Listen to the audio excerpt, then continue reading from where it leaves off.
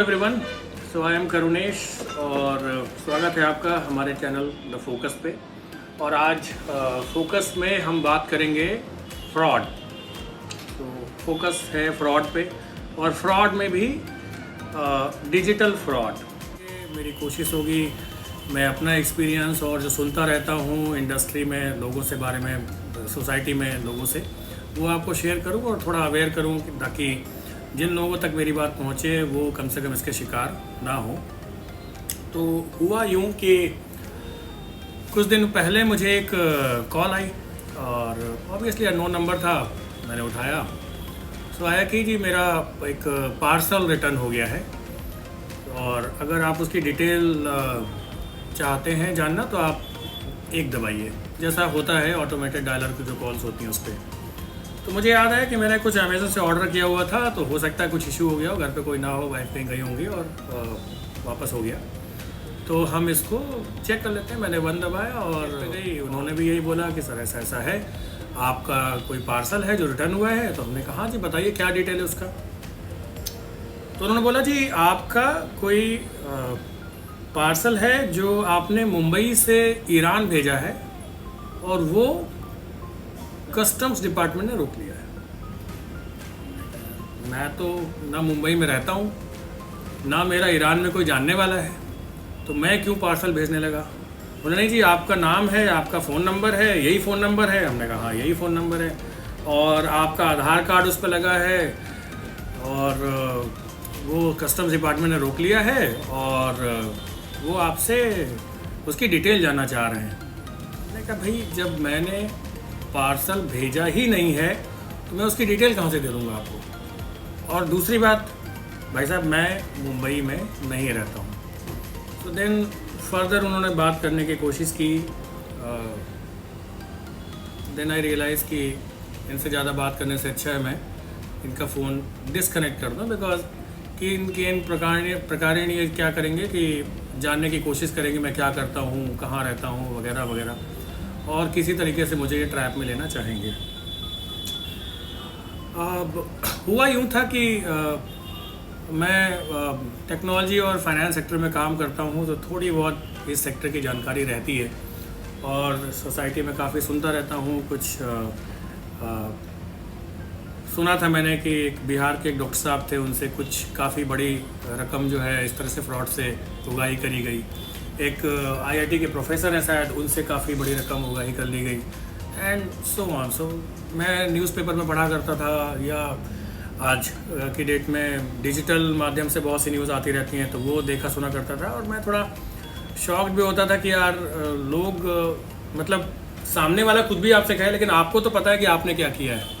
और ये चीज़ बिना जांचे परखे लोग कैसे लोगों की बात में आ जाते हैं और बात थोड़ी बहुत नहीं मतलब कई लाख या करोड़ में जा कर के पैसे दे देते हैं और बाद में पछताते हैं।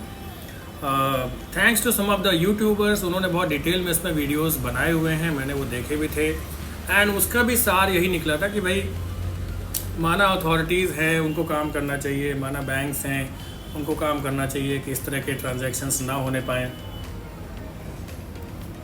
But the fundamental point is कि जब मुझसे कहा जा रहा है कि आपने एक पार्सल भेजा है जो मैंने भेजा ही नहीं है, तो बात वहीं पे ख़त्म हो जाती है। फिर मुझे 5उसकी डिटेल में जाने की ज़रूरत है ही नहीं। कोई मुझे कन्विंस करने की कोशिश कर रहा है, ये उसकी प्रॉब्लम है। अगर मैं उनके ट्रैप में आता तो ऑब्वियसली किसी को भी सुन के डर लगता है कि भाई customs department, income tax department, police और दुनिया भर की जो एजेंसीज़ हैं, अगर इनका नाम सुनता है तो लोग डर जाते हैं। बट एक पुराने ज़माने की कहावत है, जब कर नहीं तो डर नहीं। जब आपने किया ही नहीं तो आपको डरने की ज़रूरत नहीं है। बेहतर तो ये होगा कि इस तरह की कॉल आप रिसीव ही ना करें, लेकिन जैसे मैंने कहा कि अननोन नंबर, अब ऐसा तो नहीं सारे अननोन नंबर रिसीव नहीं किए जाते हैं, किया गया। और चूँकि पार्सल की बात आई तो मुझे रिकॉल हुआ कि यार मैंने तो कुछ सामान ऑर्डर भी किया हुआ है अमेज़न पे, तो आने वाला होगा, ऐसा तो नहीं वही रिटर्न हो गया। इसलिए मैंने एक दबा के कस्टमर केयर से बात भी की। But the moment I realize कि ये अलग डायरेक्शन में जा रहा है, this is not Amazon, this is FedEx की कॉल आ रही है। मैं फेडेक्स में इंटरनेशनल कुरियर जब कुछ किया ही नहीं तो उसमें ज़्यादा बात करने की ज़रूरत नहीं है। सिंपल से कॉल डिस्कनेक्ट करो, नंबर ब्लॉक कर दो और ऑल्सो चूँकि आई रन अ कंपनी, तो मैंने अपने ऑर्गेनाइजेशन में सबसे शेयर किया ताकि इस तरह के लोग ना कर पाएँ। बिकॉज इवन कंपनी में मैंने सुना है अपने कुछ कलीग्स के माध्यम से कि बहुत छोटे अमाउंट के, लेकिन उनके साथ इस तरह के फ्रॉड हुए हैं। लोगों ने 10,000 20,000 रुपये दे दिए कुछ भी समझ के। तो उनको भी एक एजुकेट करने के लिए मैंने पूरा स्क्रिप्ट बना के लोगों को शेयर किया ताकि लोगों का इससे फ़ायदा हो सके। और मुझे लगा, मैं सोचता रहा वीकेंड में इस बारे में, तो मैंने सोचा कि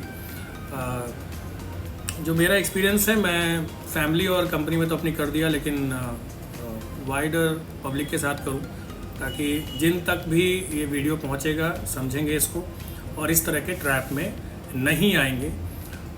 सो ये मेरी एक छोटी सी पहल थी आप लोग को इसके बारे में जागरूक करने की। इस तरह की कोई भी कॉल आती है, बेहतर है कि आप द मोमेंट यू रियलाइज़ कि आपने ऐसा कुछ किया ही नहीं है जो ये बता रहे हैं, आप उसको डिस्कनेक्ट कर दें। इनसे डरने की ज़रूरत नहीं है।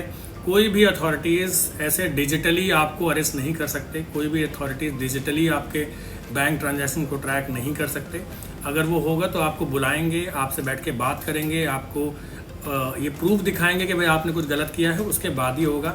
वो एक प्रॉपर प्रोसेस से काम होता है। कोई फ़ोन पे ही ऐसे आपको डरा धमका के अगर कर रहा है तो वो सरासर गलत है और आपको इन ट्रैप्स में पड़ने की ज़रूरत नहीं है।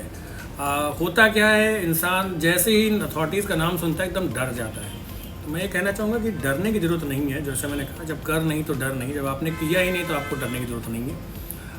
और अगर फिर भी आपको लगता है तो आप पूरा नोट करिए, इस चीज़ को रिकॉर्ड करिए और अथॉरिटीज़ से खुद बात कर लीजिए।